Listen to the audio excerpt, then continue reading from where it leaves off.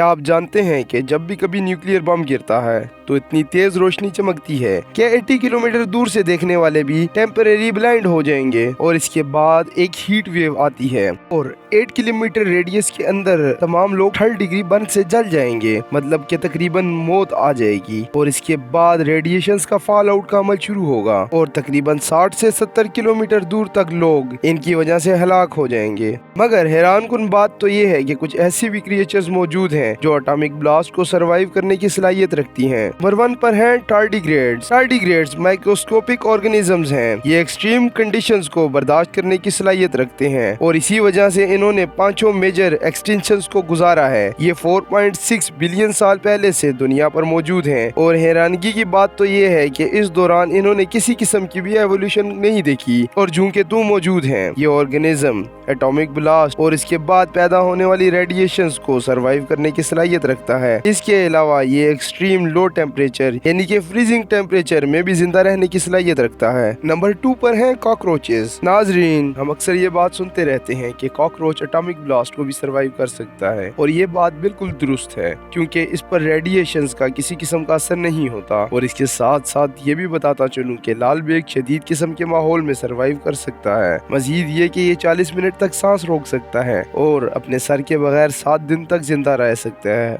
और इसकी मौत इस बात की वजह से होती है कि ये खाना नहीं खा पाता। नंबर 3 पर हैं सी अर्चन्स। सामईन, सी अर्चन 100 साल से ज्यादा उम्र रखने वाली समुद्री मखलूक है। ये कांटों के जैसे दिखने वाला समुद्री जानवर बिल्कुल जमीन पर चलने वाले सेब की तरह होता है और अपनी हिफाजत के लिए कांटों को इस्तेमाल करता है। मगर दिलचस्प बात यह है कि ये अपने जिस्म के हिस्से को दोबारा रीजनरेट कर सकता है। इस वजह से बहुत वक्त से इन पर मेडिकल रिसर्च जारी है। इनका एक्सोस्केलेटन इतना टफ होता है कि जिस्म के अंदरूनी हिस्से को बचाए रखता है। इसके अलावा इसमें रेडिएशन को बर्दाश्त करने की सलाहियत भी मौजूद है। इनकी रिप्रोडक्शन इतनी तेज है कि अगर ये धमाके में हलाक भी हो गए या कम हो गए तो ये खुद को दोबारा रिप्रोड्यूस करने की सलाहियत रखते हैं और बहुत जल्दी रीजनरेट कर लेते हैं।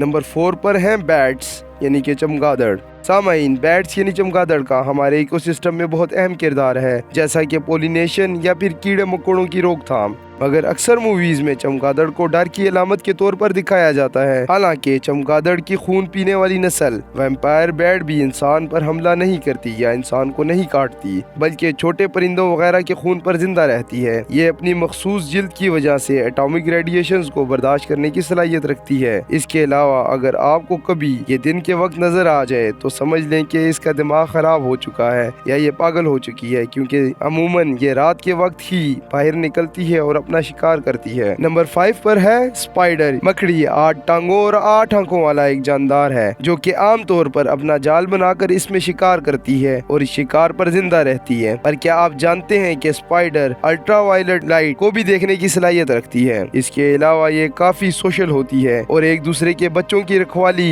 यानी कि बेबी सिटिंग का काम भी करती है। नाजरीन, स्पाइडर्स की बॉडी इस तरह की होती है कि एटॉमिक रेडिएशंस को न सिर्फ बर्दाश्त कर सकती है बल्कि इनमें जिंदा रहने की सलाहियत भी रखती है। सामाइन, एटॉमिक ब्लास्ट के एपिक सेंटर के अंदर अमूमन तमाम जानदार मर जाते हैं, लेकिन इंसान और बाकी जानदार जो कि रेडिएशंस की जद में आते हैं, इनकी मौत भी चंद मिनटों के बाद यकीनी हो जाती है। मगर ये 5 जानदार रेडिएशंस में भी सरवाइव कर सकते हैं। आज के लिए बस इतना ही। अगली वीडियो तक के लिए खुदा हाफिज।